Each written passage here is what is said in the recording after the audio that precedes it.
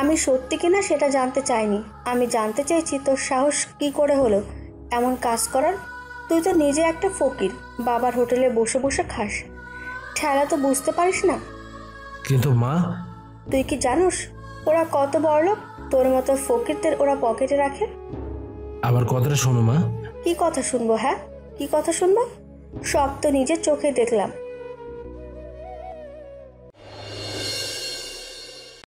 সবুজ শ্যামল মাঠ ভরা ফসল, কৃষকেরা কাজ শেষে বাসার দিকে যাচ্ছে। নানান পাখির কিচিরমিচির ডাকে মেতে ওঠে গ্রামের বিকেলটা।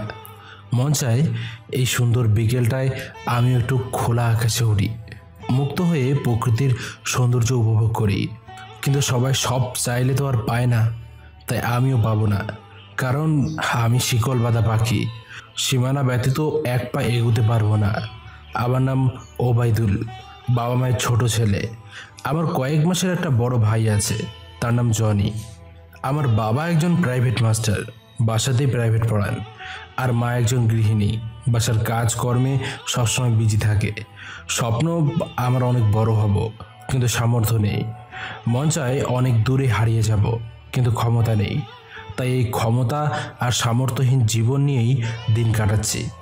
আমার বড় ভাই পড়াশোনা করে, কিন্তু তেমন ইচ্ছুক নয়। আর আমি পড়াশোনার অনেক বড় ভক্ত। কিন্তু বড় কথা হলো, আমার মা জনিকে পড়াশোনা করাবে, কিন্তু আমাকে না। আমার বাবা জানে আমার পড়াশোনার প্রতি অনেক টান, কিন্তু জেনেও কিছু বলতে পারে না। কারণ কিছু কিছু স্বামী থাকে যারা তার স্ত্রীর কথার ওপর টু শব্দও করতে পারে না। এদের মধ্যে আমার বাবা একজন। আমার মা যা বলবে তাই হবে, এর ঊর্ধ্বে বাবা একটা কথা বলতে পারে না। এই দেখেন, আজকে সকালে কি হয়েছিল। আমি যাব স্কুলে, কিন্তু মা বলল তুই নয়, জনি আজকে স্কুলে যাবে, আর তুই গরু নিয়ে চড়াতে যাবি। ব্যাস, ডিসিশন ফাইনাল। বাবা একটা কথা বলতে চাইল, কিন্তু আবার মায়ের চোখ দেখে থেমে গেল। জানি না ভয়ে থেমে গেল নাকি আত্মসম্মানের কারণে। আর তাই সারাদিন আমি গরু নিয়ে মাঠে বসে আছি, আর জনি স্কুলে গেছে।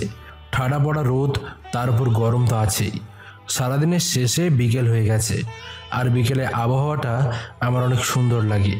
মন চাই এই আবহাওয়ার সঙ্গে আমি একাকার হয়ে যাই। কিন্তু হঠাৎ করেই বিকেলের আবহাওয়াটা পাল্টে সন্ধে হয়ে গেল। মনটা আমার খারাপ হয়ে গেল। কতই না ভালো হতো যদি এই বিকেলটা সারাক্ষণ থেকে যেত। কিন্তু এটা যে প্রকৃতির নিয়ম, প্রকৃতির নিয়ম অনুযায়ী সব কিছু চলছে। কেউ কোনো নিয়ম লঙ্ঘন করবে না, যে যার মতো কাজ করবে।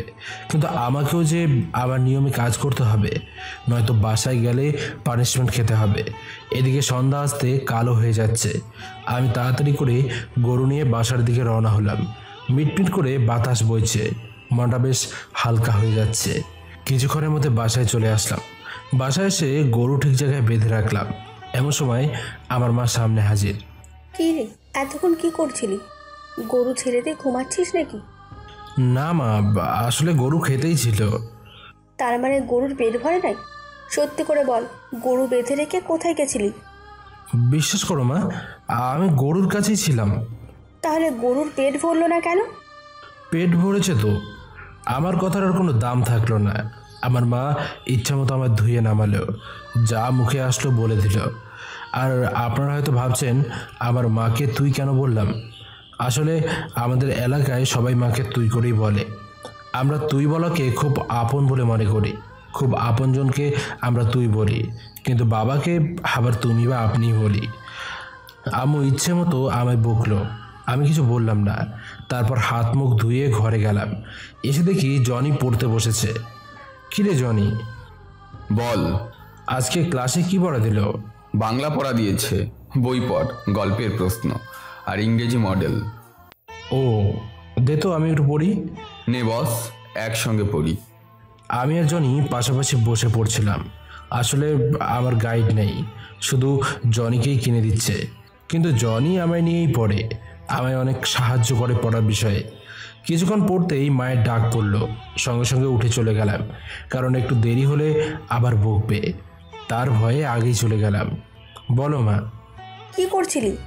কই, একটু পড়ছিলাম। এত পরে কি করবি? হ্যাঁ, সারাদিন কাজ করলে অনেক টাকা, আর পড়লে কি পাবি বল? আর তোর দ্বারা কিছু হবে? কি বলবি বল। একটু বাজারে যা তো। কেন? আমার একটু ওষুধ নিয়ে আয় তো। কিসের ওষুধ? আমার মাথাটা অনেক ব্যথা করছে।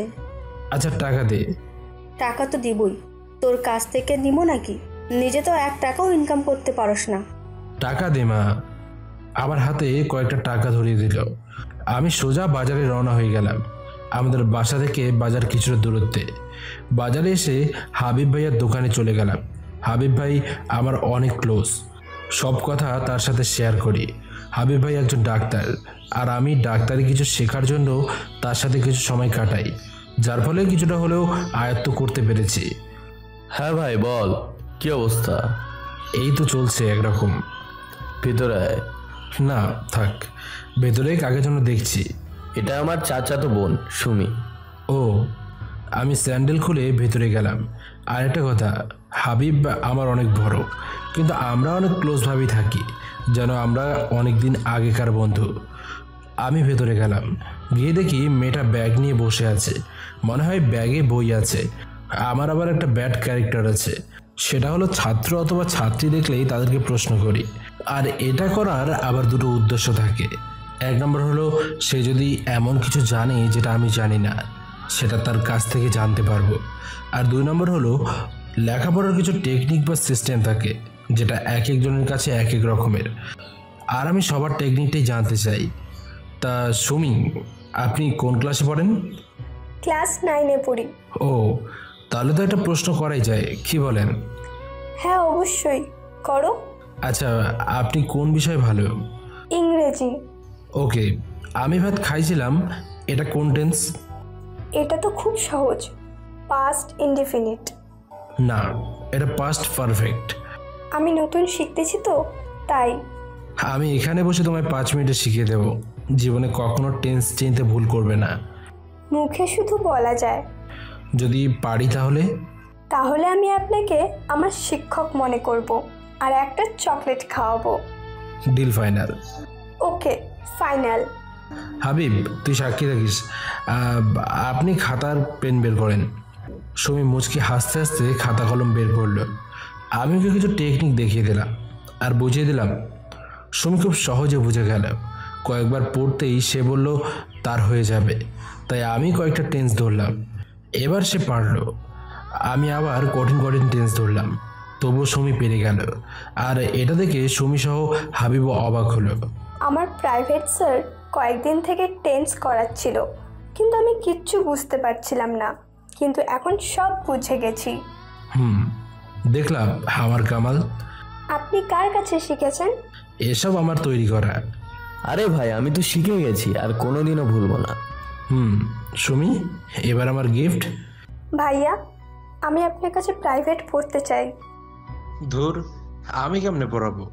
দ্বিতীয়রা বাদ দিয়ে শুধু চকলেট দিলেই হবে। না, আমি আপনার কাছে প্রাইভেট পড়বো।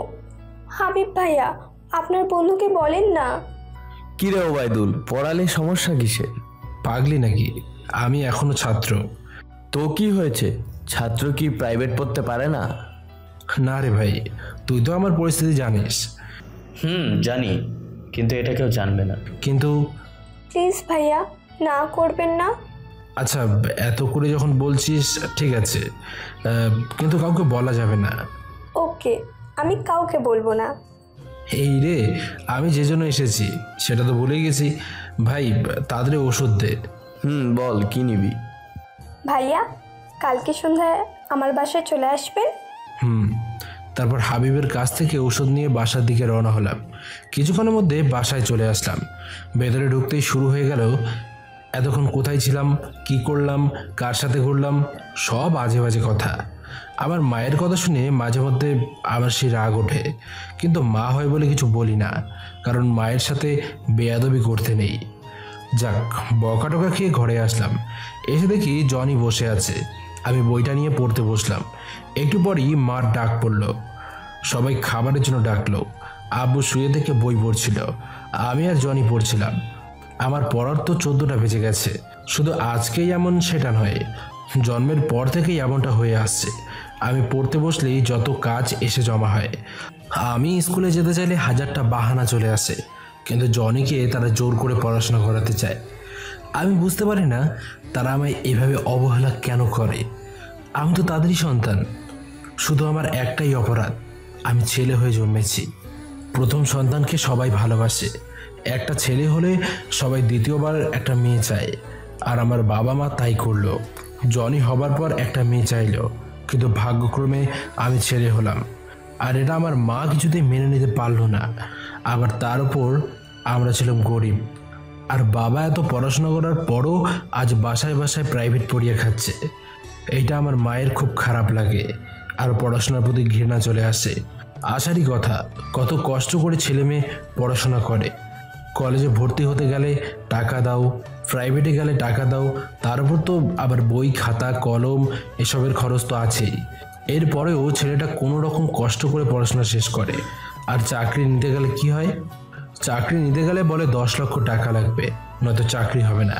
কিন্তু ছেলে বা মেয়েরা পড়াশোনা করতেই তো তার বাবা মায়ের জীবন শেষ। এখন 10 লক্ষ টাকা কই পাবে? যার ফলে সেই ছেলে অথবা মেয়ে আজ বেকার।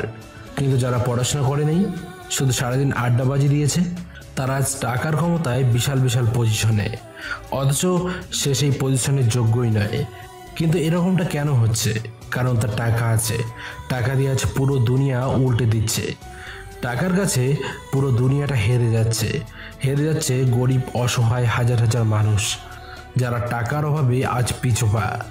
তো সেসব বাদ দেন, অনেক কথা বললাম। আমার মা মনে হয় অনেক রেগে যাবে, অনেকক্ষণ ডাকছে। আর দেরি না করে জনিকে সাথে করে নিয়ে চলে আসলাম। আর এসে দেখি মা সবার প্লেটে খাবার রেডি করে রাখছে। সবাই মিলে একসঙ্গে খাওয়া দাওয়া করে ঘুমিয়ে গেলাম।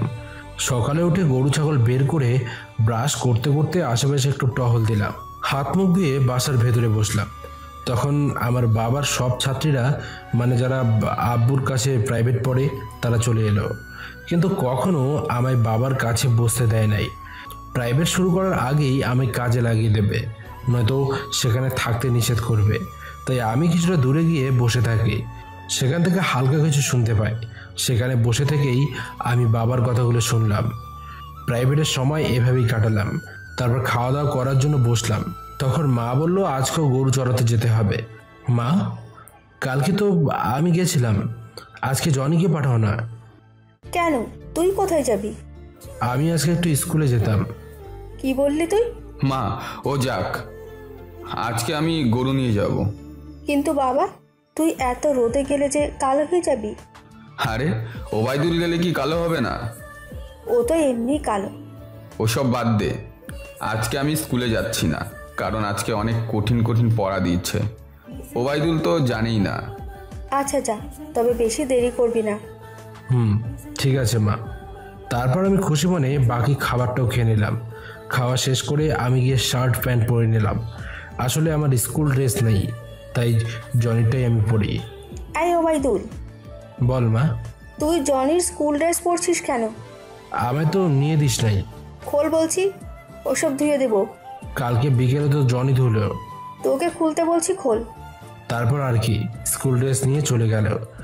মানুষ এসে আমার পরিস্থিতি দেখলে বলবে আমি তাদের ছেলেই নই। কি আর করার, আমি শার্ট প্যান্ট পরেই স্কুলের দিকে রওনা হলাম। আমাদের বাসা থেকে স্কুল একটু দূরেই, তাই যেতে অনেকটা দেরি হয়। অনেকক্ষণ পর স্কুলের গেটে এসে পৌঁছলাম। অনেকদিন পর স্কুলে আসলাম, সব যেন নতুন নতুন লাগছে। আর তাছাড়া আমার নিয়মিত স্কুলে আসা হয় না। আমি কোনো দিকে থামলাম না, সোজা ক্লাসরুমে চলে আসলাম। এসে বই রেখে বসে পড়লাম। ক্লাসে আমার তেমন ভালো বন্ধু ছিল না, আর তাই কেউ আমায় খোঁজ নিতে আসলো না। কিছুক্ষণ পর ক্লাসে স্যার আসলো, আর বিষয় ছিল ইংরেজি। এই স্যার আমায় অনেক ভালোবাসে। আমি ইংরেজি ভালো পারি বলে আমার সাথে ইংরেজিতে কথা বলে। আমিও স্যারের কথায় কথায় ইংরেজি বলি।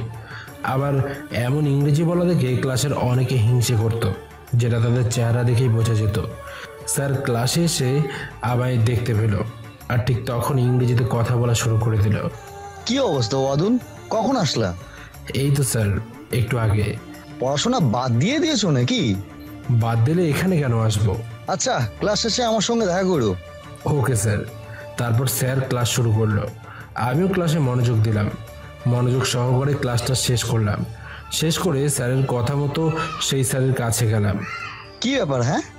তুমি এত ভালো একজন ছাত্র হয়ে পড়াশোনা করছো না কেন? কেউ কেউ পড়াশোনা করতে পেরেও করে না, আবার কেউ কেউ করতে চেয়েও পারে না। বুঝলাম না বিষয়টা। আসলে স্যার, আমার পরিবার থেকে আমাকে পড়াশোনা করাতে চায় না। কি বলছো? তুমি এত সুন্দর একটা ছাত্র, কেন পড়াবে না? আমি জানি না। তোমার পরিবারে আমি কথা বলবো?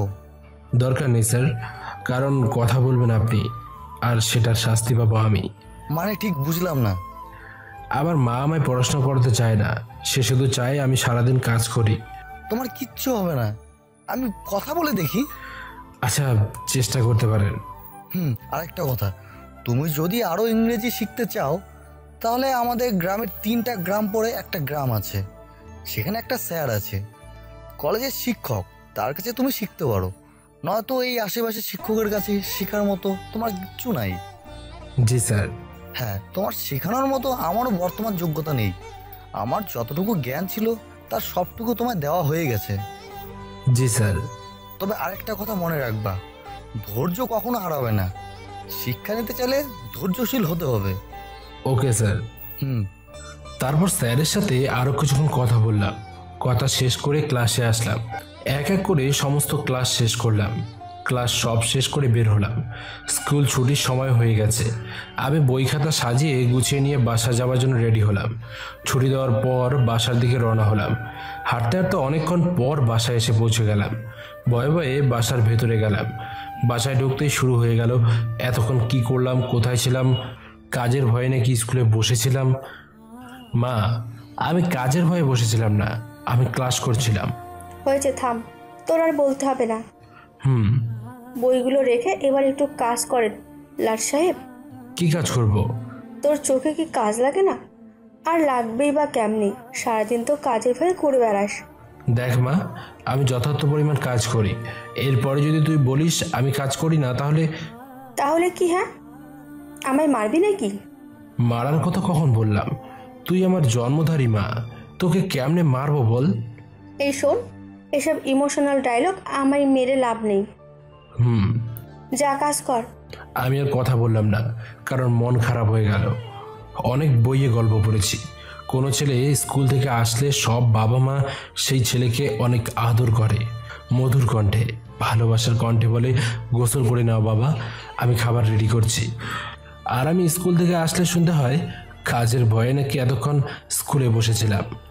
আমি কেন ওই সমস্ত বাবা মায়ের হলাম না যারা তাদের সন্তানকে পড়াশোনা করাতে চায়? মনে মনে এই সমস্ত আফসোস করছিলাম আর কাজ করছিলাম। তখন দেখলাম সজীব গোসল করে আসলো। কিরে, কখন আসলি স্কুল থেকে? এই তো এক্ষুনি। কেমন ক্লাস করলি? ভালো। সজীবের সাথে আরো কিছু কথা বললাম, তারপর সজীব চলে গেল আর আমি আমার কাজ করতে লাগলাম। কাজ কাম শেষ করে আমিও গোসল করে নিলাম। গোসল করে এসে একটু বই নিয়ে বসলাম। তখনই খাবারের জন্য মা ডাকলো। দুপুরের খাওয়া দাওয়া শেষ করলাম। বিকেলে প্রতিদিনের মতো আজকে গরু নিয়ে বেরিয়ে পড়লাম। সারা বিকেলটা গরু চড়িয়ে পার করলাম আর আমার সেই পছন্দের মুহূর্তটাও কাটালাম। সারাদিন ক্লান্তির পরে যখন সেই মুহূর্তটা আসে তখন সমস্ত ক্লান্তি দূর হয়ে যায়। সেই মুহূর্তটা পার করে সন্ধ্যা হওয়ার আগ দিয়ে বাসার দিকে রওনা হলাম, নয়তো একটু দেরি হলে তো মা বকবে। তাই আজকে একটু আগেই বাসায় চলে আসলাম। তখনও একই অবস্থা, এত আগে এসেছি কেন বলে আরও বকলো। তখন বুঝলাম দেরি হলেও বকবে, দেরি না হলেও বকবে, আবার একটু আগে আসলেও বকবে। বকার জন্য কোনো সময় মাফ নেই। গরু বাছুর বেঁধে রেখে হাত পা পরিষ্কার করে মাকে বললাম আমি বাজারে যাব। তখন মা কিছু বলল না, কারণ বাজারে গেলে তো আমারই ক্ষতি। কিন্তু মা তো আর জানে না আমি কোথায় যাচ্ছি। তো আমি বাজারে যাওয়ার নাম করে সোজা সুমির বাসায় চলে আসলাম। সুমির বাসায় আসতেই সুমি আমায় ঘরে নিয়ে গিয়ে বসতে দিল, তারপর কিছু নাস্তা এনে দিল। আরে এসবের কি প্রয়োজন? আরে ভাইয়া, খেয়ে নেন, আমি বই নিয়ে আসছি। তারপর আর কি করার, হালকা নাস্তা করে নিলাম। সুমি বই নিয়ে আসলো। আমি প্রথম দিন জানলাম কোথায় কোথায় তার সমস্যা জেনে নিয়ে আমি পড়তে শুরু করলাম। প্রতিদিন ঠিকঠাক মতো পড়া দেওয়া না করতে লাগলো। 10 দিনের মধ্যে টেন্স পুরো ক্লিয়ার হয়ে গেল, শুধু ব্যতিক্রম ছাড়া। এখন শুধু তাকে ব্যতিক্রমই শেখাতে হবে। তাই প্রতিদিনের মতো আজকেও রওনা দিয়ে দিলাম। কিছুক্ষণের মধ্যে সুমির বাসায় চলে আসলাম। ভেতরে এলাম, পড়ানোর রুমে চলে গেলাম। সুমি এসে নাস্তা দিয়ে গেল। আমি নাস্তা খেয়ে বসে আছি, তখন সুমি বই নিয়ে আসলো। আমি তার দিকে না তাকিয়ে বললাম, বই বের করো। আমার কথা অনুযায়ী সুমি বই বের করলো। এবার আমি তার দিকে তাকাতেই সেই লেভেলের শখ খেলাম। সুমির দিকে তাকিয়ে দেখি তার পাশে আরেকটা মেয়ে বসে আছে। আমার চোখ তো কপালে উঠে গেল। পুরো গ্রাম কি জেনে গেল নাকি? সুমি, এসব কি? তুমি বাইরে কেন বলেছো? আমি তোমায় অনেক বিশ্বাস করেছিলাম। আরে ভাইয়া, আমার কথাটা তো শুনো। কি শুনবো? হ্যাঁ, আমি তোমায় পড়াবোই না, কিন্তু তুমি জোর করেছিলে বলে রাজি হলাম। আর আমি বলছিলাম কাউকে না জানাতে, কিন্তু তুমি এটা করবে আমি ভাবিও নি। আরে ভাইয়া শুনেন। আর কাকে কাকে বলেছো? আমি কাউকে বলি নাই। মানে? এই আপুর নাম খুশি, আমাদের সাথেই পড়ে। কিন্তু এই খবর কেমনে জানলো আমি সত্যিই জানি না। তাহলে এখানে কেন তুমি আনলে ওকে? আমায় হুমকি দিচ্ছিল, আমি যদি তাকে না আনি তাহলে সে সব কিছু গ্রামে বলে দিবে। এই মেয়ে, তুমি কোথা থেকে শুনলে? আমার একটা হেব্বি সুন্দর নাম আছে, ওটা ধরে ডাকলে বলতে পারি। আচ্ছা আচ্ছা, খুশি, আপনি এই কথা কোথায় শুনলেন? আপনি নট, অনলি তুমি। ওকে, তুমি? কি রোমান্টিক। তোমায় আমার বন্ধু বলেছে। মানে শালাকে আমি তো মেরেই ফেলবো। কিন্তু ভাইয়া তো এমন কাজ করতে পারে না। ঠিক ধরেছ, আমিও জানতাম না। জানলে কেমনে? হাবিব ভাইয়া আমার চাচাতো বোনের সাথে প্রেম করত, এটা আমি জানতে পারি। ফলে তাকে ব্ল্যাকমেইল করে তোমায় পটানোর উপায় জানতে গিয়েছিলাম। তখন সে আমায় বলে তুমি নাকি সুমিকে প্রাইভেট পড়াও। তারপর সব বলে দিল। আর আমি? তুমি সুমিকে ব্ল্যাকমেল করে এখানে আসলে? লিজেন্ড। ব্ল্যাকমেল তো ভালোই করতে পারেন। ধন্যবাদ। কিন্তু আমায় পটাতে চাও কেন? এই রে, জেনে গেছো? তুমি তো বললা। আমার না একটা কাজ আছে, আমি এখন আসি। এই, সত্যি কথা না বললে কিন্তু যাওয়া যাবে না। আসলে তোমায় না আমার অনেক ভালো লাগে, তাই প্রতিদিন তোমায় ফলো করতাম। তোমার পছন্দের জায়গাও আমি চিনি, তোমায় দেখার জন্য প্রতিদিন বিকেলে সেখানে যেতাম। যাও, এক্ষুনি এখান থেকে যাও, আর এলাকার আশেপাশে আসবে না। কিন্তু কেন? তুমি যদি পড়তে আসতে তাহলে তোমায় পড়াতাম, কিন্তু তুমি আসছো অন্য মতলবে।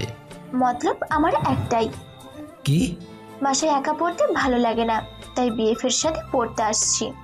তুমি কি পাগল? বিয়ে ফলাম কবে? আমি তো তোমার নাম ধরে বলি নাই যে তুমি আমার বিয়ে? না মানে? তাহলে তুমি আজ থেকে আমার বিয়ে। So let's start. চুপ, একদম চুপ। তোমার কারণে আজ সুমির পড়া হলো না। চালিয়ে যান ভাইয়া, আমি পড়তেছি। পড়া দাও। পড়া নিবেন? দাও। তারপর আমি সুমির পড়া নিতে লাগলাম, আর মাঝে মাঝে খুশির দিকে তাকালাম। তখন দেখলাম খুশিও আমার দিকে তাকিয়ে আছে। এভাবে সুমির পড়া নিয়ে শেষ করলাম। এবার চলে আসার পালা। আমি চলে আসছিলাম, তখন খুশি আমায় 1000টা বাহানা দিল। আমি তার কথায় কান দিলাম না, সোজা সেখান থেকে চলে আসলাম। বাসায় এসে দেখি সবাই খেতে বসে গেছে। আমিও আর দেরি না করে আমিও বসে গেলাম। সবাই একসঙ্গে বসে খেয়ে নিলাম। খাওয়া দাওয়া শেষ করে উঠলাম। সন্ধ্যায় আমার পড়তে বসা হয়নি, ভাবলাম এখন পড়তে বসি। যেই ভাবা সেই কাজ। ঘরে গিয়ে আলো জ্বালিয়ে পড়তে বসলাম। জনি এসে শুয়ে পড়ল। আমি মন দিয়ে ক্লাসের পড়া করতে লাগলাম। কিছুক্ষণ পর হঠাৎ করে আমার ঘরে মা চলে আসলো। তার চোখ মুখ তো রাগে লাল হয়ে গেছে। বুঝলাম আজকে অনেক কিছুই হতে চলেছে। কিরে, কারেন্টের বিল কি তুই দিস না তোর বাপ দেয়? আসলে মা, ক্লাসের কিছু পড়া করতে হতো। রাখ তোর পড়া। পড়ার কারণে কি সারা রাত আলো জ্বালিয়ে রাখবো? মা, আর একটু হলেই আমার পড়া হয়ে যাবে, তখন আলো বন্ধ করে দেব। আমি এত কিছু জানি না। আলো বন্ধ কর। বুঝিস না তো, কারেন্টের বিল যে দেয় সে বোঝে কত ধানে কত চাল। আর একটু মা। বন্ধ করবি নাকি? আমি বন্ধ করার আগেই মা গিয়ে বন্ধ করে দিল। মনটা খুব খারাপ হয়ে গেল। আর একটু পড়লেই আমার পড়া হয়ে যেত। অন্যের বাবা মা তাদের সন্তানকে পড়াশোনা করাতে চায়, আর আমার বাবা মা আমার পড়াশোনা নষ্ট করতে চায়। কিছু করার নেই, মন খারাপ করে শুয়ে পড়লাম। কিছুক্ষণের মধ্যে ঘুম এসে আটক করে নিল। পরের দিন সকালে ঘুম থেকে উঠলাম, কাজ কাম শেষ করে খেতে বসলাম। খাওয়া দাওয়া শেষ করে আমি স্কুলে যেতে চাইলাম, কিন্তু মা যেতে দিল না। জনিকে পাঠিয়ে দিল, আর আমায় গরু নিয়ে পাঠালো। আমি গরু নিয়ে যাওয়ার সময় কিছু বই সঙ্গে নিলাম। আমার একটা শখ ভালো ছিল, বড় বড় লেখকদের বই পড়তাম। বিভিন্ন বইমেলা বা লাইব্রেরি থেকে বই কিনতাম। বই পড়তে আমার অনেক ভালো লাগতো। বইই একমাত্র আমার সঙ্গী। যখন মন খারাপ হয় তখনই বই পড়ি, মনটা অলরেডি ভালো হয়ে যায়। আর এমনিতেও একজন স্টুডেন্টের উচিত ক্লাসের পড়ার পাশাপাশি বিভিন্ন গল্প, সাহিত্য এবং বড় বড় লোকেদের জীবনী পড়া। এতে করে সেই স্টুডেন্টের মন মানসিকতা ভালো থাকে, চরিত্র আদব কায়দার উন্নতি পায়। আর সবথেকে বড় উপকার হলো বই পড়ার প্রতি তার নেশা ধরে যায়, যার ফলে সে ব্রিলিয়ান্ট ছাত্রদের মধ্যে একজন হয়ে উঠতে পারে। কিন্তু ভাগ্যের কি খেল, পড়ার প্রতি আমার এত নেশা, অথচ আমার কপালে পড়াশোনা নেই, জোর করে পড়তে হচ্ছে। তো যাই হোক, কয়েকটা বই আর গরুগুলো নিয়ে আমি মাঠের দিকে রওনা হলাম। কিছুক্ষণের মধ্যে মাঠে এসে পড়লাম। এসে গরুগুলো ছেড়ে দিলাম, আর আমি গাছের নিচে বই নিয়ে বসে পড়লাম। একটু করে পড়ছি আর একটু করে গরুর দিকে খেয়াল করছি। এভাবে কেটে গেল অনেকটা সময়। বেলা গড়িয়ে দুপুর হয়ে আসছে, কিন্তু আজকে তেমন রোদ নেই বলে গরু খেতেই আছে। তাই আমি আর উঠলাম না, বসে থেকে বই পড়ছিলাম। কিছুক্ষণ পর হঠাৎ আমার মাথায় একটা ঢিল এসে পড়ল। আমি আশেপাশে তাকিয়ে দেখি কেউ নেই। ভাবলাম হয়তো আমার বুঝতে ভুল হবে, তাই আবার পড়তে ব্যস্ত হয়ে গেলাম। তখন হঠাৎ করেই আমার পেছনে একটা মেয়ের কণ্ঠ ভেসে আসলো। আমি পেছনে তাকিয়ে দেখি খুশি মুচকে মুচকে হাসছে আর এদিকে আসছে। একটা রাখাল ছেলে আমার মনটা কেড়েছে, যাতে দেখলে আমার ধুর ভুলে গেছি। আইছে, গান জানে না আর বলতে আসছে। তখন খুশি এসে আমার পাশে বসে আমার মুখের দিকে তাকিয়ে বলল, জানো, আমি যদি কবি হতাম না, তাহলে সর্বপ্রথম কি লিখতাম? কি লেখতা? তোমায় নিয়ে একটা গল্প লিখতাম, যেখানে তোমার আর আমার ভালোবাসা থাকবে, আমাদের পাগলামি থাকবে। এই হয়েছে, থামো। এই জন্য তুমি কবি হবা না। আমি হব বলি নাই তো, যদি হতাম।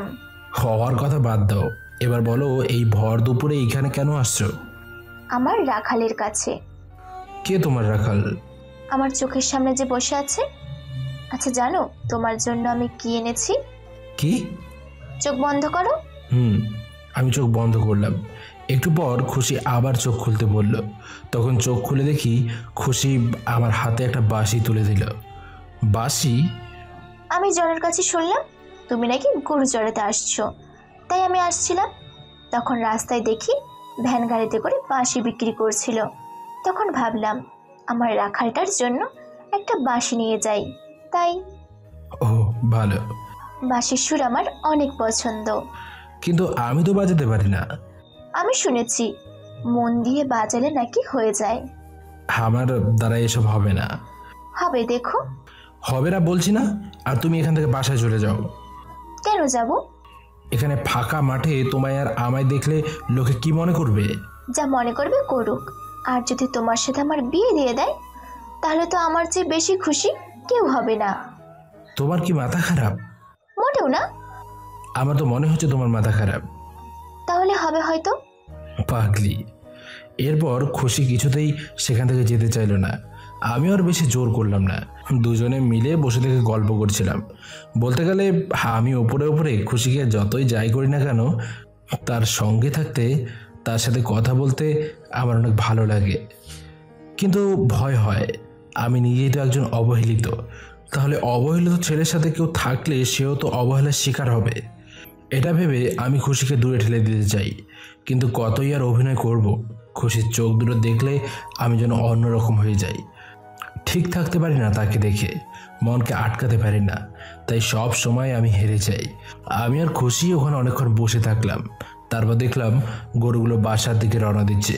তখন আমিও উঠে রওনা হলাম। তারপর খুশি ওর বাসায় চলে গেল, আর আমি আমার বাসায় চলে গেলাম। বাসায় এসে গরুগুলো বেঁধে রেখে গোসল করতে গেলাম। গোসল করতে করতে বিকেল হয়ে গেল। তখন মাকে বললাম খাবার দিতে। উল্টো মা আমায় ধমক দিয়ে বলল পালে তুলে খেতে। আমি ঘরে গিয়ে ভাত নিয়ে খেতে লাগলাম। খাওয়া দাওয়া শেষ করে উঠতেই মা আসলো আর বলল, জমিদারের কি খাওয়া হয়নি? কয়দিনের জন্য খাচ্ছিস? হয়ে গেছে। হয়েছে তো ভালো কথা, এবার বাজার করতে যা। কেন, বাবার কি হলো? কেন, তুই কি জমিদার যে তোর বাজারে যাওয়া হবে না? না মানে বাবা তো প্রতিদিন যায়। একদিন তুই গেলে কি এমন ক্ষতি হবে? আচ্ছা যাচ্ছি, কি আর করার। আমি একটা কথাই বললাম, আর আমার মা 14 দিক দিয়ে ঘুরিয়ে 14টা কথা বলে দিল। যাই হোক, মার কাছ থেকে টাকার ব্যাগ নিয়ে বাজারে রওনা হলাম।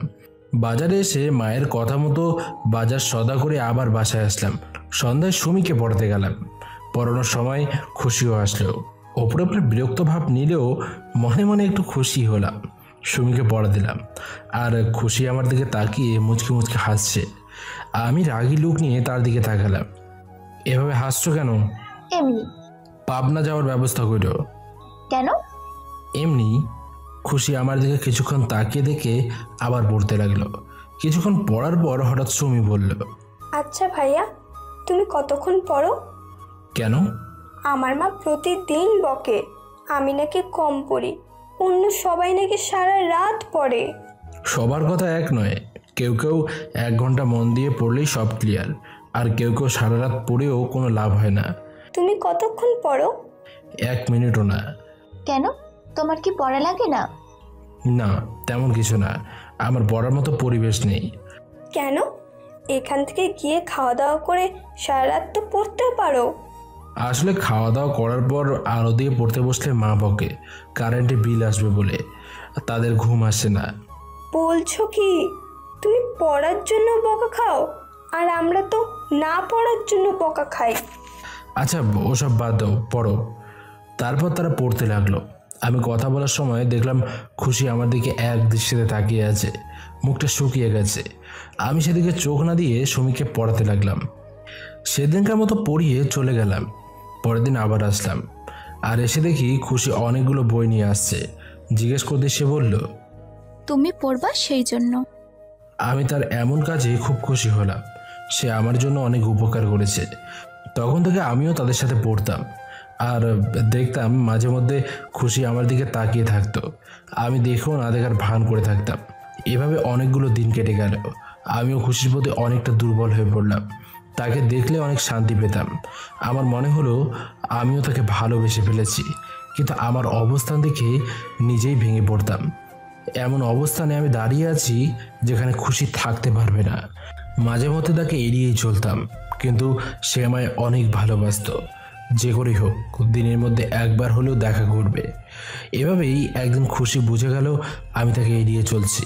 সে তো রেগে আগুন, চোখে মুখে রাগের ছোঁয়া। মনে হচ্ছে আজ তো আমায় গিলে খাবে। এই, তোর সমস্যা কি রে? হ্যাঁ, তুই এভাবে আমায় এড়িয়ে চলছিস কেন? কই এড়িয়ে চললাম? একদম মিথ্যে বলবি না। কি মনে করেছিস আমি ছোট বাচ্চা, কিচ্ছু বুঝি না? কখন বললাম? তুই আগে বল, তুই কেন আমায় এড়িয়ে চলছিস? আমাকে দেখতে খারাপ? আমায় কি তোর পছন্দ হয় না, নাকি তোর যোগ্য আমি নই? কোনটা বল? আরে কি বলছো এসব? তুমি কেন আমার যোগ্য হবে না? তাহলে বল, কিসের জন্য তুই আমায় এড়িয়ে যাস? তোকে নিজের চেয়েও বেশি ভালোবাসি, তোর জন্য জীবনও দিতে রাজি আছি। এরপরেও তুই আর কি চাস? আচ্ছা, তুই কি আমার সাথে সময় কাটাতে চাস? চুপ, একদম চুপ। আর একটাও কথা বলবা না। ছি ছি, তুমি এতটা নিচে নামতে পারলে আমি ভাবতেও পারিনি। খুশি গালে হাত দিয়ে জমে পাথর হয়ে দাঁড়িয়ে আছে, চোখ পানিতে ভরে গেছে।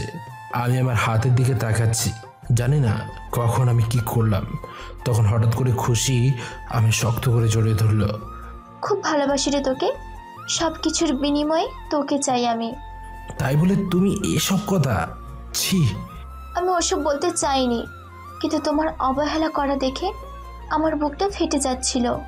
আমি খুশিকে ছাড়িয়ে নিলাম, আর তার দিকে তাকিয়ে বললাম, তুমি জানো না আমি কেমন পজিশনে দাঁড়িয়ে আছি? সব ছেলেমেয়ের ওপর তার বাবা মা থাকে, ছেলের ভবিষ্যৎ ভালো হওয়ার জন্য কতই না কিছু করে, কিন্তু আমার মাথার ওপর বলতে গেলে কেউই নেই। একটা চাকরের চেয়েও বেশি অবহেলিত আমি। কি বলছো? হ্যাঁ, তুমি বড়লোক বাড়ির মেয়ে, তোমার চাকরিজীবীর সাথেই বিয়ে দেবে। তাই তোমার পজিশনে পৌঁছানোর ক্ষমতা আমার নেই, কারণ আমার পরিবার চায় না আমি পড়াশোনা করে বড় হই। শুধু কি এটাই কারণ? পাগল, শুধু এইটুকুর জন্য নিজের ভালোবাসাকে বলে দিচ্ছ? তোমার পাশে দাঁড়ানোর মতো ক্ষমতা আমার নেই। পাশে দাঁড়াতে ক্ষমতা লাগে না, সুন্দর একটা মনের দরকার, যেটা তোমার আছে, আর আমি এটাতেই খুশি। মন দিয়ে সবকিছু হয় না। হ্যাঁ হয়, মন দিয়েই সব কিছুই হয়। পাগলামি করো না। তুমি তো আমার পাগলামির কারণ। সন্ধে হয়ে যাচ্ছে, এ সময় এখানে থাকলে লোকে খারাপ বলবে। যাও, বাসায় চলে যাও। আর ভুলেও এমন কাজ করব না। তুমি যেমন আছো তেমনই আমার দরকার। তোমার সুখী জীবনকে আমার প্রয়োজন নয়, শুধু তোমাকেই প্রয়োজন, হোক সেটা সুখের অথবা দুঃখের। বাসায় চলে যাও। রাতে এসো কিন্তু। তারপর সেখান থেকে দুজন দুজনের বাসায় চলে গেলাম। বাসায় এসে দেখি মা বকাবকি করছে। আমি চুপ করে শুনলাম। বিকেলে আজ বাসায় ছিলাম না, তাই মা বকছিল। আমি কিছু বললাম না, শুধু শুনেই গেলাম। অবশেষে মার বকা শেষ হলে আমি ঘরে গেলাম। সময় হতেই সুমিকে পড়ানোর জন্য ওর বাসায় রওনা হলাম। কিছুক্ষণের মধ্যে সুমির বাসায় পৌঁছে গেলাম। সুমিকে পড়ালাম, সঙ্গে খুশিও ছিল। তার সঙ্গে কথা বললাম আর পড়লাম। পড়া শেষ করে আমি বাসায় চলে আসলাম। এভাবেই কেটে গেল অনেক কয়েকদিন। একদিন হঠাৎ করে খুশি আমায় ডাকলো। আমি বাসার কাজ কাম শেষ করে আমাদের দেখা করার জায়গায় চলে আসলাম। হ্যাঁ, বলো কি বলবে? তুমি আমার বাসায় বিয়ের প্রস্তাব দাও। কি বলছো? হ্যাঁ, আমি ঠিক বলছি। বাসা থেকে আমার বিয়ে ঠিক করছে। কিন্তু কোনো কিন্তু না, তুমি আজকেই তোমার বাবা মাকে আমার বাসায় পাঠাও। আচ্ছা, আমি আগে বাসায় যাই। আজকে যেন আমার বাসায় তোমার বাবা মা পৌঁছায়। পাগল নাকি? এখন হঠাৎ করে বললে কি করে হবে?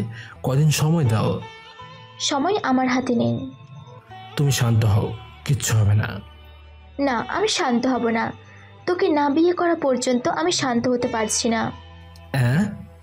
কানের কাছে করিস না তো। বাসা থেকে আমার বিয়ে ঠিক করেছে। কানে কথা যাচ্ছে না? গেছে গেছে, খুব ভালো করে গেছে। বাপরে, এভাবে কথা বললে টসা মানুষও ভালো হয়ে যাবে। আমি এইদিকে টেনশনে মরছি আর তুই মজা লস।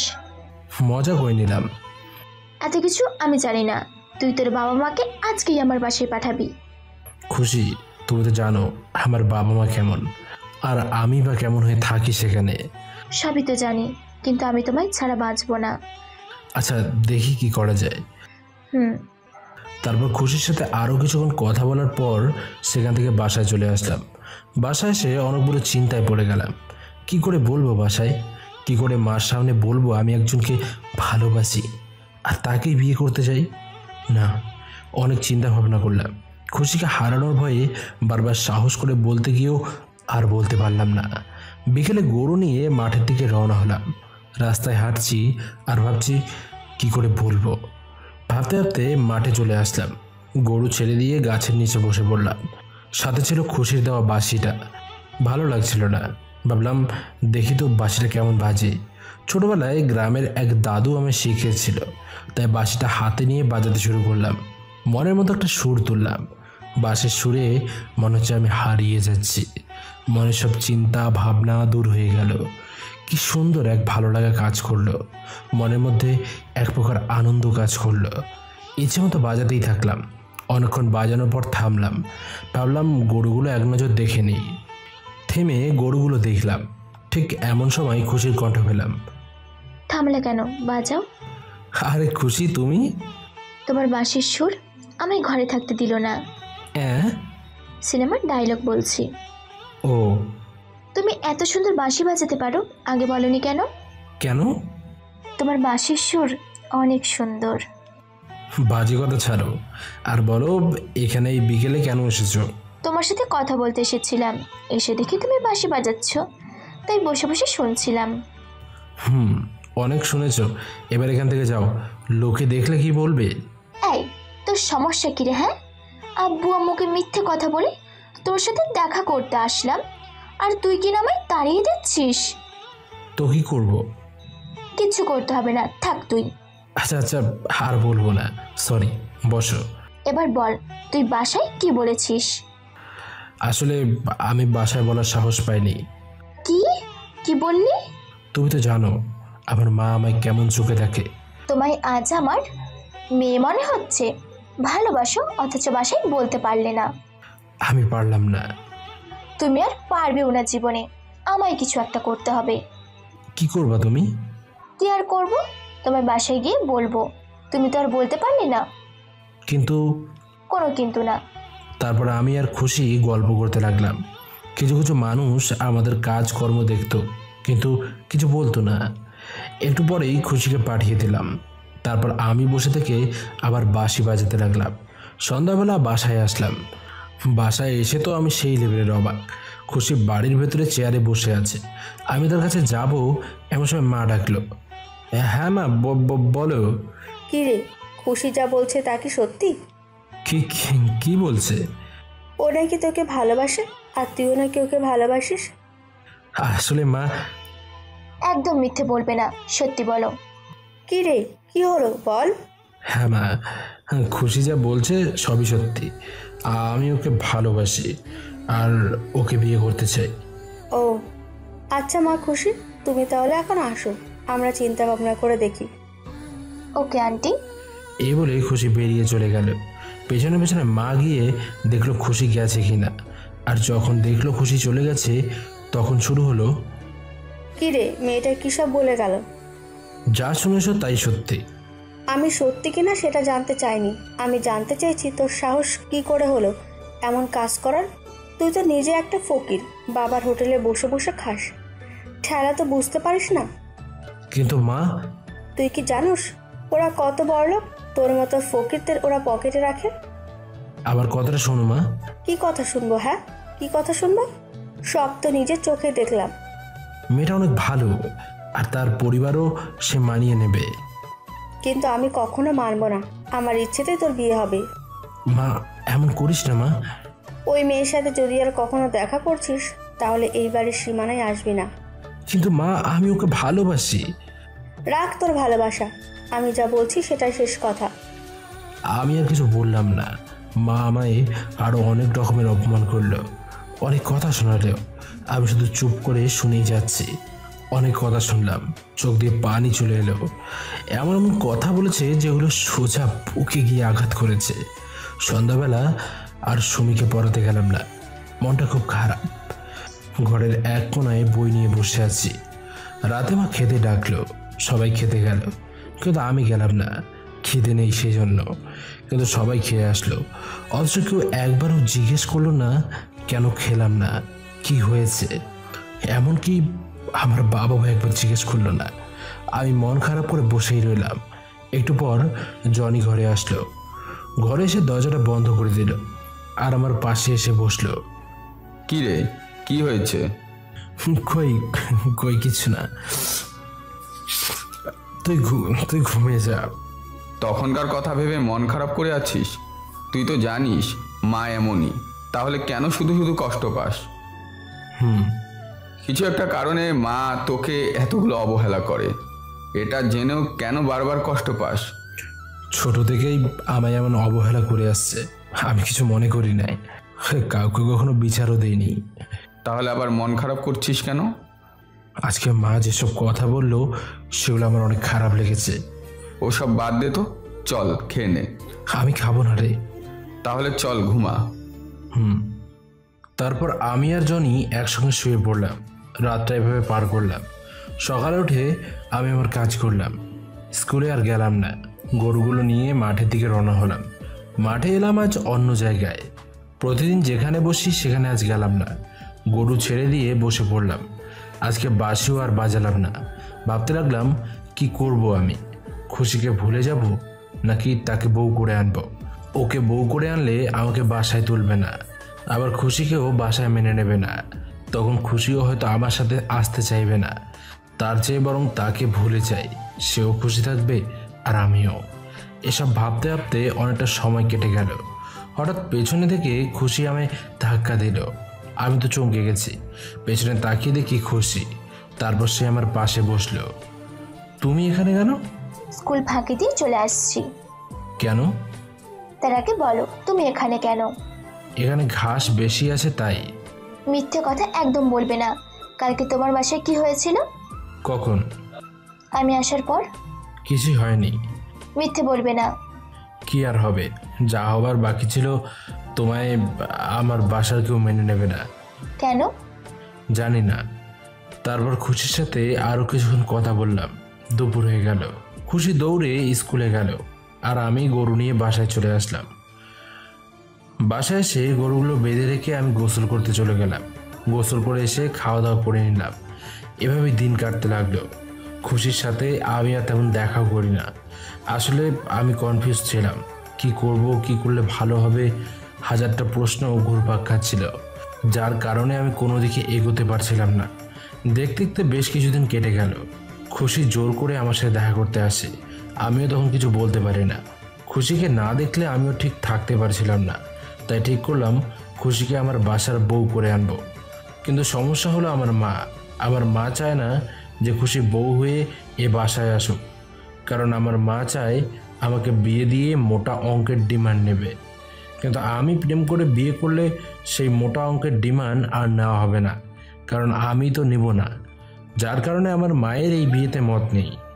আমি বর্তমানে দুই নৌকার মাঝখানে আটকে পড়ে গেছি। না পারছি এদিকে যেতে, না পারছি ওদিকে যেতে। পরিবারকে বেছে নিলে আমার ভালোবাসাকে হারাতে হচ্ছে, আর ভালোবাসাকে বেছে নিলে পরিবারকে হারাতে হচ্ছে। কি করব কিচ্ছু বুঝতে পারছি না। আমার দুটোকেই দরকার। এটা ছাড়া ওটা অচল, আবার ওটা ছাড়া এটা অচল।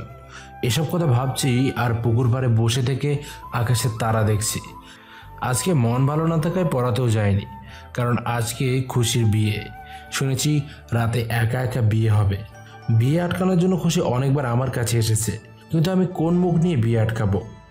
যদি খুশির বাবা আমাকে জিজ্ঞেস করে আমি খুশিকে নিয়ে গিয়ে কি খাওয়াবো, তখন আমি তাকে কি জবাব দেব? কি কথা বলে খুশিকে নিয়ে আসবো? আর এটা ভেবেই আমি কিছু করতে পারি না। এখন একা একা বসে থেকে কান্না করা ছাড়া উপায় নেই। কিছুক্ষণের মধ্যে খুশি অন্য কারোর হয়ে যাবে, আর আমার থেকে অনেক দূরে চলে যাবে। খুশির মতো আমায় কেউ ভালোবাসেনি। জীবনে প্রথম সে আমায় এতটা ভালোবেসেছে, এতটা খেয়াল রাখছে, আর আমি তাকে দূরে ঠেলে দিচ্ছি। আমার চেয়ে অবাগা আর কেউ আছে? হ্যাঁ, নিজেকে আজ অনেক বড় অপরাধী মনে হচ্ছে। আসলে আমি কারো ভালোবাসা পাবার অধিকার রাখি না। এসব ভাবতে ভাবতে হঠাৎ করে পেছন থেকে কে যেন আমায় জোর করে টেনে তুলল। আমি অবাক হয়ে জোর করে পেছনে তাকিয়ে দেখি খুশি। আমি তো আরও অবাক। বউ সাজে সেজে আছে, চোখে মুখে অনেক ভয়ের প্রভাব। তার হাবভাব দেখে মনে হচ্ছে অনেক তাড়াই আছে। খুশি, তুমি আজ তোমার বিয়ে, অথচ তুমি এখানে? কি ভেবেছিলি? হ্যাঁ, তুই বলবি আর আমি অন্য কাউকে বিয়ে করে নিব? কখনো না। কি বলতে যাচ্ছ? আমি বাসা থেকে পালিয়ে আসছি, এখন আমায় নিয়ে তুই পালিয়ে চল। কি বলছো এসব? মাথা কি ঠিক আছে তোমার? হ, আমার মাথা একদম ঠিক আছে। তুমি যা বলছো সেটা কিছুতেই সম্ভব না। কেন সম্ভব না? তোমায় পালিয়ে নিয়ে গিয়ে আমি খাওয়াবো কি? কেন, তুমি যা খাবা। পাগলামি করো না। দেখ, বেশি কথা বলবি না। হয় আমায় নিয়ে পালাবি, নয়তো আমার মরা মুখ দেখবি। কি বলছো আবল তাবল? তো কি বলবো? হ্যাঁ, তোমায় ভালোবাসি বলে বারবার তোমার কাছে ছুটে আসি। তুমি হারাবো না বলে বাসায় অনেক ঝামেলাও করেছি, এমনকি আজ বিয়ের সময় পালিয়ে তোর কাছে এসেছি। আর এখন যদি তুমি আমায় ফিরিয়ে দাও, তাহলে আমার কি করা উচিত বলো? কিন্তু খুশি, হাতে সময় নাই, বাবা জেনে গেলে অনেক ঝামেলা করবে। কি করব এখন? দেখো, আগে এখান থেকে চলো, পরে কি করব সেটা পরে ভাবা যাবে। তাহলে তুমি থাকো, আমি আসছি। কোথায়? আচ্ছা, ফোন করি। তারপর আমি পকেট থেকে সেই ছোট ভাঙড়ি ফোনটা বের করে হাবিবের কাছে ফোন দিলাম, আর তাকে সব কিছু বললাম। কাকে কি বললা? আমার বাসায় গেলে আমি বাড়িতে তুলবে না, আর বাইরে গেলে টাকা লাগবে, তাই সুমিকে পড়ানোর টাকা নেব। ও। এরপর আমি হাবিবের বলার ঠিকানায় চলে গেলাম। তখন হাবিব সুমির কাছ থেকে টাকা নিয়ে আমার সাথে দেখা করলো। হাবিবের কাছ থেকে টাকা নিয়ে তাকে বিদায় জানিয়ে রওনা হলাম এক অজানা পথের উদ্দেশ্যে। কোথায় যাচ্ছি, কেন যাচ্ছি কিচ্ছু জানি না, তবে এই গ্রাম থেকে অনেক দূরে যাব, যেখানে কেউ থাকবে না। কোনো রকমে রেল স্টেশনে আসলাম, আর 10টার ট্রেনে উঠে গেলাম। খুশি আমার পাশে বসলো, তার মাথাটা আমার কাঁধের ওপর রাখলো। আমি ভাবতে লাগলাম কোথায় যাব, কি করব। আমার তেমন কোনো জায়গাও চেনা নেই। সারা রাতটা ট্রেনে পার করলাম। সকাল হতেই ট্রেন থামলো, আমরা নেমে পড়লাম। কোথায় আসছি জানিও না। সামনে তাকাতেই চোখে পড়লো আমরা বর্তমানে ঢাকায় আছি। আমি তো অবাক, আমরা ঢাকায় এসে পড়েছি। ঢাকার তেমন কিছু তো চিনিও না। এখন কোথায় যাব, কি করব কিছুই বুঝতে পারছি না। তখন একটা লোক আসলো, আর আমাদের জিজ্ঞেস করলো আমরা কে কোথায় থাকি। তখন আমি তাকে সব খুলে বললাম। সে আমাদের কথা শুনে আমাদের নিয়ে একটা বস্তিতে চলে গেল। বস্তিতে অনেক লোকজন থাকে, তো তারা আমাদেরও থাকার ব্যবস্থা করে দিল। সেখানে সবার সাথেই পরিচিত হলাম, সবাই এতিম, তাই আমরা একটা পরিবারের মতো থাকতে লাগলাম। বেশ কয়েকদিন কেটে গেল। খুশি বাসায় থাকে আর আমি বাইরে কাজ করি। কাজ বলতে প্রথমে আমার কাজ হোটেলে হলো। হোটেলে কয়েকদিন কাজ করার পর আমি ভাবলাম এটা দিয়ে আমার হবে না, আর তাই সেই কাজ ছেড়ে দিয়ে অন্য একটা কাজ ধরলাম। আর সেই কাজ হলো টিউশনি পড়ানো। গ্রামে পড়ানো আর শহরে পড়ানো সম্পূর্ণ আলাদা। গ্রামে পড়াতে হলে কোনো ইন্টারভিউ দিতে হয় না, আর শহরে পড়াতে হলে ইন্টারভিউ দিতে হয়, তাও আবার অনেক কঠিনভাবে। অনেক জায়গা দেখলাম, কিন্তু তারা ইন্টারে পড়ে, তাদের তো আর আমি পড়াতে পারবো না, তাই সেদিকে গেলাম না। অবশেষে একটা টিউশনি পেলাম। ছেলেটা ক্লাস 6-এ পড়ে, তাই আমি রাজি হলাম। ইন্টারভিউ নেওয়ার জন্য ডাকলো। আমি সন্ধ্যায় গেলাম। বাসার বাইরে থেকে কলিং বেলে চাপ দিলাম। একটু পর একটা কাজের মেয়ে এসে দরজা খুলে দিল। আমি ভেতরে গেলাম। কাজের মেয়েটা আমায় বসতে বলল, আমিও বসে পড়লাম। একটু পর একটা ভদ্রলোক আসলো। আমি দাঁড়িয়ে সালাম দিলাম। তখন ভদ্রলোকটা আমায় বসতে বলল। এরপর সে আমায় কয়েকটা প্রশ্ন করলো, যার মধ্যে বেশিরভাগই ছিল ইংরেজি থেকে, আর বাকি কয়েকটা বাংলা ব্যাকরণ থেকে। আমি ইংরেজি ভালো পারি, তাই প্রশ্ন করতে যতটা না দেরি হলো সঙ্গে সঙ্গে উত্তর দিলাম, কিন্তু বাংলা জায়গাটা আটকে গেলাম। তবে কয়েকটা দিলাম, আর 2-3টের মতো পারলাম না। লজ্জায় আমার মুখ কালো হয়ে গেল। তখন ভদ্রলোকটা আমার দিকে তাকিয়ে মুচকে একটা হাসি দিল আর বলল, লজ্জা পাবার কিছুই নেই। আমি কথাটা শুনে একটু খুশি হলাম। তখন ভদ্রলোকটা বলল, এসব প্রশ্ন নাকি বড় বড় ডিগ্রি নেওয়া মানুষও পারে না, আর আমি নাকি তাও কয়েকটা পেরেছি। সেজন্য ভদ্রলোকটা খুব খুশি হয়ে বলল, আজ থেকে আমার চাকরি পাক্কা, বেতন দেবে মাসে 10,000, শুধু ইংরেজি পড়াতে হবে। আমি তো মহা খুশি। এত টাকা বেতন দেবে সেটা আমি ভাবতেও পারিনি, তাও আবার শুধু ইংরেজি পড়াতে হবে, এটা কোনো ব্যাপার না আমার কাছে। তখন ভদ্রলোকটা কাজের মেয়েকে নাস্তা দিতে বলল। কাজের মেয়ে আমার সামনে কিছু নাস্তা এনে হাজির করলো, যেখানে বেশ ভালো ভালো খাবার ছিল। প্রথম দিন তো, তাই লজ্জার কারণে শুধু কয়েকটা বিস্কুট আর আঙ্গুর মুখে দিলাম। তারপর আমার ছাত্রের সঙ্গে দেখা করলাম। দেখা করে তাদের কাছ থেকে বিদায় নিয়ে বাসায় চলে আসলাম। বাসায় এসে দেখি খুশি ঘর গোছাচ্ছে। আমি আনন্দের সঙ্গে ঘরে গেলাম। খুশি আমায় দেখে মুচকি হাসলো আর আনন্দ হওয়ার কারণ জিজ্ঞেস করলো। কি ব্যাপার, আজ এত খুশি কেন? আমি একটা টিউশনি পেলাম, মাসে 10,000 টাকা বেতন। কি বলো? হ্যাঁ। তাহলে এখন? তুমি রাজি থাকলে তোমায় আমি বিয়ে করতে চাই। রাজি না থাকলে কি বাবা মাকে ছেড়ে তোমার সঙ্গে আসি? তাহলে এক্ষুনি চলো। 1 মিনিট, আমি তৈরি হয়ে নেই। আমি ঘরের বাইরে আসলাম, তখন দরজা লাগিয়ে খুশি তৈরি হয়ে নিল। সে একটা লাল রঙের শাড়ি পরলো, যেটা দেখে আমি নতুন করে আবার ক্রাশ খেলাম। তারপর খুশিকে সাথে করে নিয়ে আমরা কাজী অফিসে চলে গেলাম। তার আগে হাবিবের কাছে ফোন করলাম, তার সাথে কথা বললাম। কাজী অফিসে গিয়ে শুভ কাজটা আগে শেষ করে নিলাম। এরপর দুজনে বাসায় চলে আসলাম, আর দুজন মিলে নতুনভাবে নতুন দিন শুরু করলাম। আমাদের সংসারের প্রথম দিন এভাবেই শুরু হলো। আমি টিউশনি করাতাম, আর সেটার বেতন দিয়ে দুজনের ছোট্ট সংসার খুব ভালোভাবেই চলতে লাগলো। দেখতে দেখতে অনেকটা সময় কেটে গেল। এখন আমাদের সংসার বেশ সুন্দর। খুশি আর আমি অনেক সুখেই আছি। সারাদিন কাজ করে রাতে বাসায় আসলাম। বাসায় এসে হাত মুখ দিয়ে চেয়ারে বসলাম। কই রে, খাবার দেবে না? টেবিলে আছে, খেয়ে নাও। খাবো তো, কিন্তু তোমার মুখটা না দেখলে আমার গলা দিয়ে যে খাবার নামবে না। ঢং করো না তো, খেয়ে নাও। আচ্ছা খাবো না, খিদে নেই। আসছি। খুশি রান্নাঘর থেকে গজগজ করতে করতে চলে গেল। দেখে মনে হচ্ছে একটু রেগেই আছে, তাই তো এমন কথা বলল। আমার বউটা কি আজ রেগে আছে? একদম বাজে কথা বলবে না। ওকে, বলবো না, কিন্তু কারণটা কি জানতে পারি? এই, তুমি কাজে গেছো, কাজ করবা, শহরের গুন্ডা পান্ডাদের সাথে কি? হ্যাঁ, ও তার মানে এই জন্যই এত কিছু? যা বলছি তার উত্তর দাও। আসলে তেমন কিছুই না, একটু ছোট্ট কাজ ছিল। কি কাজ রে?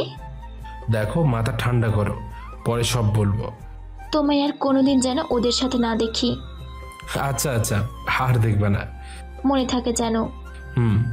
থাকবে। এবার খেতে দাও। তারপর খুশি একটু নরম হলো, মানে রাগ কমলো। তখন আমি খেতে দিল, আমি খাওয়া দাওয়া করলাম। পরের দিন সকালে আবার কাজে চলে গেলাম। আপনাদের বলে দিই, আমার কাজ হচ্ছে গুন্ডা ভাইদের সাথে থাকা, তো সেই দিন তাই করলাম। তাদের সাথে চলে গেলাম চাঁদা তুলতে, আর সেখানে চাঁদা নিয়ে সবাইকে বললাম চলে যেতে, আর আমি একাই আসলাম। আমাদের যেটা আস্তানা, সেখানে সবাই একসঙ্গে চলে এলাম, আর খবর আসলো রানাকে কারা যেন হত্যা করেছে। রানা ছিল গ্রুপের লিডার, মানে জলিলের ডান হাত। জলিলের কথা মতো রানা কাজ করত, আর শহর সবচেয়ে আতঙ্কিত হয়েছিল জলিলের ভয়ে। জলিল একজন নামকরা সন্ত্রাসী, আইন তার দুই পকেটে থাকে। খুনের অপরাধে যতবার জেলে যায় ততবার টাকার ক্ষমতায় সে বাইরে আসে, আর এটাই হলো আমাদের লিডার জলিল খান। শহরে গিয়ে তার নাম করলেই সবাই থরথর করে কাঁপে, বড় কোনো কথা বলা লাগে না। তো আজকে কে যেন জলিল ভাইয়ের ডান হাত মানে রানাকে মেরে ফেলেছে। এটা শোনার সাথে সাথে জলিল ভাই সেই রেগে গেল। কে মেরেছে, কেন মেরেছে, সব ইনফরমেশন তার চাই। সঙ্গে সঙ্গে সব লোকেরা দিক বিদিক ছুটে গেল আর খুঁজতে লাগলো কে মারছে রানাকে। আর আমায় ডাকলো জলিল ভাই, ফলে আমি তার কাছে গেলাম। তখন জলিল বলল, ওবাইদুল, রাহানাকে কারা মারতে পারে বলতো? ভাই তা তো বলতে পারবো না, তবে যখন রানা একা একা যাচ্ছিল আমি হাজারবার মানা করেছিলাম, কিন্তু সে শুনলই না, বলল তার নাকি কিছু হবে না। ঠিক এমন সময় রানার পেছনে একজন লোক ছিল, সে আমার দিকে টেরা চোখে তাকাচ্ছিল। আমার কেবল মনে হলো লোকটা দেখতে কেমন ছিল? দেখতে একটু লম্বা আর গায়ে কালো কাপড় পরেছিল। তার মানে এটা করিমের কাজ? হতে পারে ভাই, সে হয়তো আপনার রাজত্ব করা মানতে পারছে না, তাই আপনার দুর্বল পয়েন্টে আঘাত করছে। আমি ওর জীবনটাই নিয়ে নেব। এই বলে জলিল উল্টো দিকে রওনা হলো, আর আমি ওখানে দাঁড়িয়ে রইলাম। এই শহরে যে কটা গ্রুপ আছে সবার আলাদা রঙের ড্রেস আছে। জলিল ভাইয়ের পরে আছে করিম ভাই, সেও খুব মারাত্মক, কিন্তু জলিলের সামনে কিচ্ছু না। শহরে সে প্রথম রাজত্ব করত, কিন্তু জলিল ভাই আসার পর তার রাজত্ব চলে যায়, তাই আজ পর্যন্ত জলিলকে সে দু চোখে দেখতে পারে না। কিন্তু জলিলের সঙ্গে সে পেরে উঠবে না বলে কখনো সামনে আসার দুঃসাহস করে নেই, আর তার লোকেরা কালো ড্রেস পরে। আর এখন জলিল তারই কাছে যাচ্ছে। আমায় বললো আমি কয়েকজন লোক নিয়ে যেন উল্টো পথে যাই, আর সে সোজা তার বাসায় যাবে। জলিল ভাইয়ের কথা মতো আমি কয়েকজন লোকসহ গাড়ি নিয়ে বাজার দিয়ে করিমের বাসার দিকে রওনা হলাম। বাজারের মাঝামাঝি আসতেই তখন দেখলাম করিমের লোকেরা আমাদের উপর আক্রমণ করলো। সঙ্গে সঙ্গে আমাদের লোকেরাও তাদের উপর আক্রমণ করলো। শুরু হয়ে গেল এক বিশাল মারামারির এক পর্যায়ে করিমের লোকেরা পরাজয় মানল, আর আমাদের কয়েকজন লোক আহত হলো। আমি তাদের গাড়িতে তুলতে বললাম, তখন তারা আহত লোকেদের গাড়িতে তুলল। ঠিক এমন সময় সামনে তাকিয়ে তো আমার মাথায় বাড়ি। সামনে তাকিয়ে দেখি খুশি একটা ব্যাগ হাতে নিয়ে দাঁড়িয়ে আছে, মনে হচ্ছে বাজার করতে আসছিল। কিন্তু সেটা বড় কথা নয়, বড় কথা হলো আমি কোন পরিস্থিতিতে আছি। আমি এখন কি করব বুঝতে পারছি না। খুশি এক দৃষ্টিতে আমার দিকে তাকিয়ে আছে, মনে হচ্ছে আমায় পেলেই আস্ত গিলে খাবে। আমি তার উদ্দেশ্যে সামনে এগোতে লাগলাম। তখন খুশি আমার দিকে তাকিয়ে সে উল্টো পথে চলে গেল, ফলে আমি আর গেলাম না। পেছনে এসে এদের নিয়ে জলিলের আড্ডায় চলে আসলাম। তাদের সবাইকে হাসপাতালে ভর্তি করা হলো।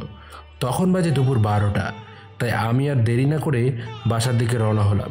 খুশি আজ না জানি কি করবে, একদম হাতে নাতে ধরা খেয়ে গেছে। কি বলে যে তাকে সান্ত্বনা দেবো সেটাই তো ভেবে পাচ্ছি না। আজ কোনো উপায়ই হয়তো তাকে সান্ত্বনা দেওয়া যাবে না। এসব ভাবতে ভাবতে বাসায় চলে আসলাম। বাসায় এসে দেখি দরজা খোলা, বুকটা একটু কেঁপে উঠল। তাড়াহুড়ো করে ভেতরে গেলাম। ভেতরে গিয়ে দেখি ভেতরেও নেই। আমি তো ঘাবড়ে গেলাম, কোথায় গেল সে? এবার আমি রুমের দিকে গেলাম। রুমে গিয়ে দেখি খুশি শুয়ে থেকে কান্না করছে। আমি তার কাছে যেতেই সে রেগে গেল। একদম কাছে আসবে না। আমার একটা কথা শোনো। একটা গুন্ডা মাস্তানের কোনো জায়গা নেই আমার কাছে। আমার কথাটা তো শুনবে। তুমি কি সেই ছেলে যে অনেক ভদ্র আর শান্ত ছিলে? তুমি কি সেই ছেলে যে বই ছেলের কিছু বুঝতে না? সময় এখন বদলে গেছে। সময় বদলে যায়নি, বদলে গেছো তুমি। খুশি আমার কথাটা শোনো, তারপর তুমি যত খুশি বকা দাও। আমি আর কোনো কথা শুনতে চাই না। রাগ করো না সোনা, শোনো প্লিজ। সরে যাও আমার কাছ থেকে। তোমার মতো গুন্ডা মস্তানকে আমি চিনি না। চলে যাব, তবে একটু হাসিটা তো দাও। চলে যেতে বলছি তো। ছি, আমার ভাবতেই লজ্জা হচ্ছে। আমি একটা গুন্ডা মাস্তান ছেলেকে ভালোবেসেছি। হয়েছে, এবার চুপ করো। কাউকে বেশি ভালোবাসা দিলে এরকমই প্রতিদান পাওয়া যায়। সেই জন্যই তো তোমার বাবা মা তোমায় ভালোবাসতো না। খুশি, এবার কিন্তু বেশি হয়ে যাচ্ছে। কোনো বেশি হয়নি, যা সত্যি তাই বলছি। তোমায় আমি ঘৃণা করি। তুমি একটা খুনি, তুমি একটা মস্তান। খুশি অনেক রেগে গেছিল, যার কারণে সে কি বলছে নিজেও জানে না। কিন্তু আমিও তো একটা মানুষ, আমারও তো একটা ধৈর্যের সীমা আছে। একসময় সেই সীমা অতিক্রম করে ফেলে খুশি, আর আবল তাবল কথা বলা শুরু করে দেয়। অনেক বাজে বাজে কথা বলতে লাগে। তার কথা শুনে আমার অনেক রাগ উঠে যায়। আমার বাবা তুলেও সে কথা বলতে লাগে, এমনকি সে নাকি বিষ খাবে, মরে যাবে, আরও অনেক অনেক কথা। আমি আর থেমে থাকতে পারলাম না, ঠাস করে বসে দিলাম তার গাল বরাবর। মুহূর্তের মধ্যে খুশি স্তব্ধ হয়ে গেল। চোখের কোণে অশ্রু তার দেখা যাচ্ছে। হ্যাঁ, আমি গুন্ডা, আমি মাস্তান, আমি সব থেকে খারাপ। তাহলে এই খারাপের কাছে কেন আছো? চলে যাও। যাব, হ্যাঁ যাব। জোর করে তোমায় আপন করেছি, জোর করে তোমায় এখানে নিয়ে পালিয়ে এসেছি। এটাই তো আমার অপরাধ।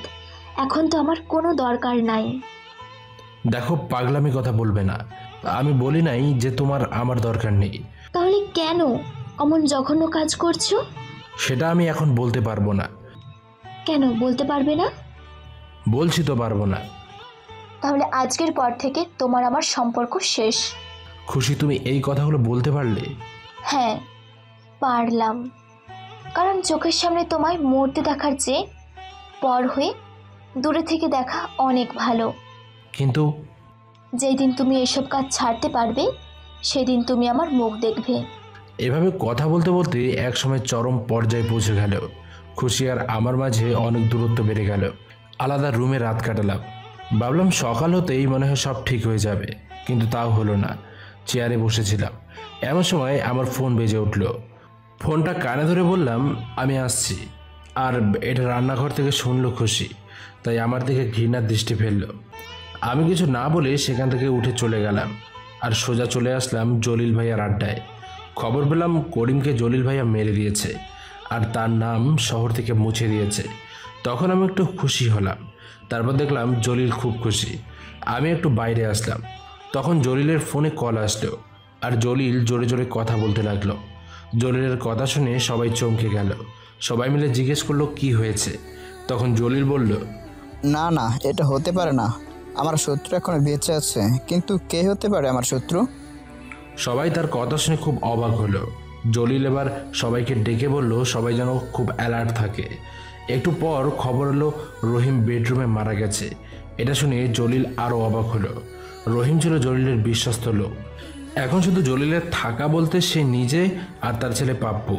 রহিমের মৃত্যুর খবর শুনে সবাই আমরা রহিমের বাসায় গেলাম, আর সেখান থেকে আবার আড্ডায় ফিরে আসতেই খবর আসলো জলিলের ছেলেও আর নেই। পাপ্পুকে মেরে ব্রিজে ঝুলিয়ে রাখছে। এবার জলিল অনেকটা রেগে গেল। কে তার এমন ক্ষতি করছে? কার সাথে তার শত্রুতা আছে? জলিল গভীর চিন্তায় পড়ে গেল। আর ছেলে হারানোর শোকে তো সে একদম ভেঙে পড়ল, কিন্তু দুর্বল হলো না। সারাদিন জলিলের সাথে কাটালাম। বিকেলে বাসায় আসলাম। বাসায় এসে দেখি দরজা লাগিয়ে দেওয়া। চাবি কোথায় থাকে এটা আমি জানতাম, তাই চাবি বের করে দরজা খুললাম। ভেতরে এসে শার্ট খুলে রেখে এক গ্লাস পানি নিয়ে চেয়ারে বসতেই হঠাৎ চোখ পড়ল আমার ঠিক সামনে একটা কলমের মাথায় একটা কাগজ মোড়ানো আছে। আমি সেটা হাতে নিলাম, আর খুলে দেখি এটা খুশির হাতের লেখা। সঙ্গে সঙ্গে বুকটা কেঁপে উঠল। উত্তেজনার সহিত পড়তে লাগলাম, প্রিয় স্বামী, তোমার সব কিছু আমার ভালো লাগতো, তবে সবচেয়ে তোমার ভদ্রতা আর নীরবতা আমায় মুগ্ধ করে তুলত।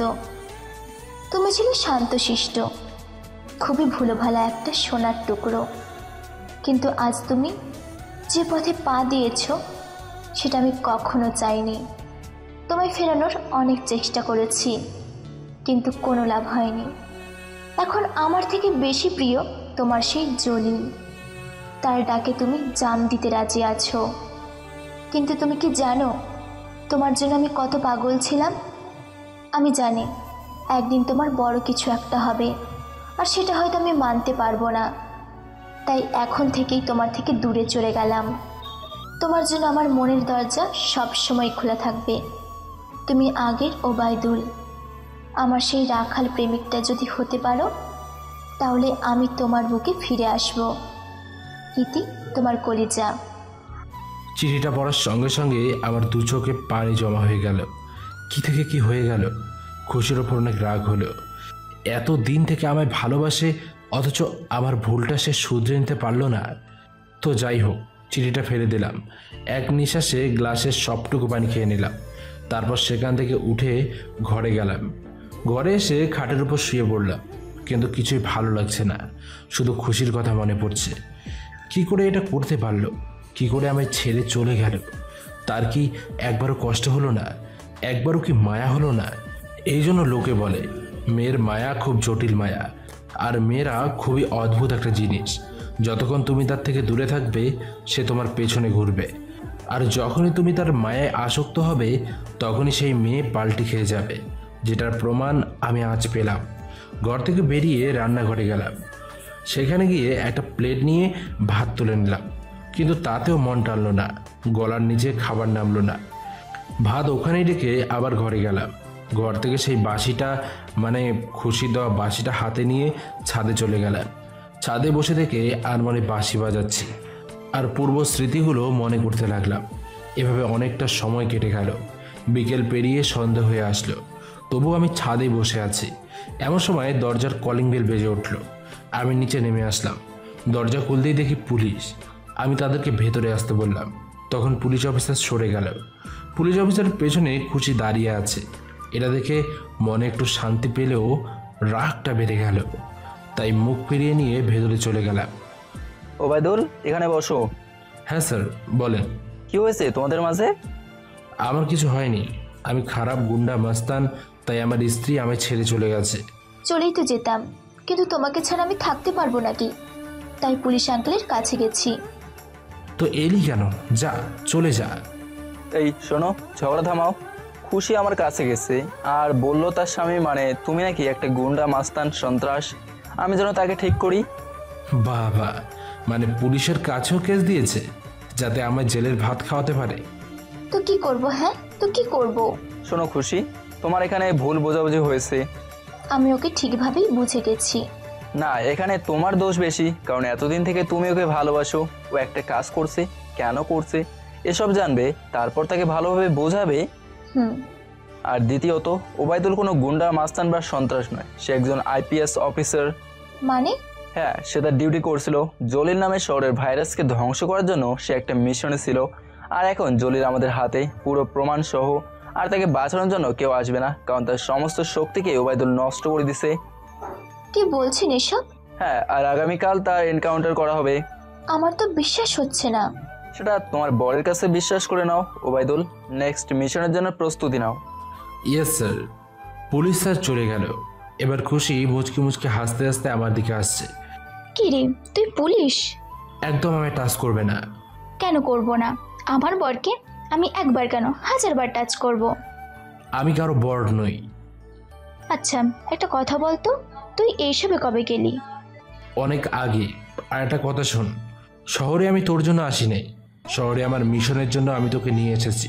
ও মা, তুই এত চালাক! তোর সাথে পরিচয় হওয়ার আগেই আমি গ্রামে থাকতেই IPS-এ ভর্তি হই। আমার ট্রেনিং হয় 3 মাস। তারপর মিশনে আসার জন্য অপেক্ষা করছিলাম। অবশেষে মিশন আসে, তাও আবার ঢাকায়। তার মানে আমার বিয়ের দিন আমি না আসলে তুই একা চলে আসতি? ওরে হারামি রে! আর জানো, আমি ভেবেছিলাম তুমি হয়তো সত্যি ওসব খারাপ কাজ করো, তাই আমি ভাবলাম হয়তো আমি তোমার কাছ থেকে দূরে গেলে ঠিক হয়ে যাবে, তাই আমি এসব করেছি। কিন্তু বিশ্বাস করো, আমি তোমায় ছেড়ে যেতে চাইনি। ভালো। তা মিস্টার, খাওয়া দাওয়া কি হয়েছে? না। আমি তো জানি, আমার মুখ না দেখলে আপনার তো আবার খাওয়ার পেটে যায় না। চলো খাবো। তারপর আমি আর খুশি খাবার খেতে বসলাম। আনন্দ, মজা, হাসি, মারামারি করতে করতে খাওয়া দাওয়া শেষ করলাম। এরই সাথে আজকের মতো গল্প শেষ করছি। তো বন্ধুরা, গল্পটা কেমন লাগলো সবাই কমেন্ট করে অবশ্যই জানাবেন। আর হ্যাঁ, আপনারা আজকাল গল্প শুনছেন কিন্তু সাবস্ক্রাইব করছেন না, তো প্লিজ সাবস্ক্রাইব করে আমাদের পাশে থাকবেন।